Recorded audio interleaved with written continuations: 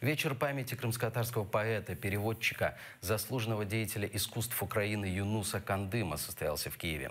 Организаторами выступили общественная образовательная платформа QHub. Гости читали его стихи. Кроме языка оригинала, звучали и переводы на украинский Миколы Мирошниченко. Он был близким другом Юнуса Кандыма. На вечер памяти пришла его жена Лариса Мирошниченко. Среди приглашенных гостей на литературный вечер были крымско-татарские политические и культурные деятели.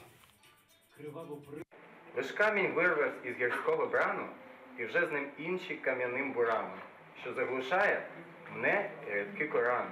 Но відкіля цей страх. Це Крим, це просто ціла історія, тому що у Юнуса, Юнус це по суті була еліта, да? Я приїхала, я не знала, татари, кримські татари, хто це?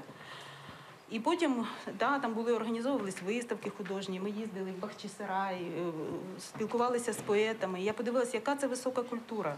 Думаю, что мы будем проводить такие систематические мероприятия, проекты, посвященные другим нашим авторам. Нам сейчас важны персоналии, которые сближают нас с государством, в котором мы живем.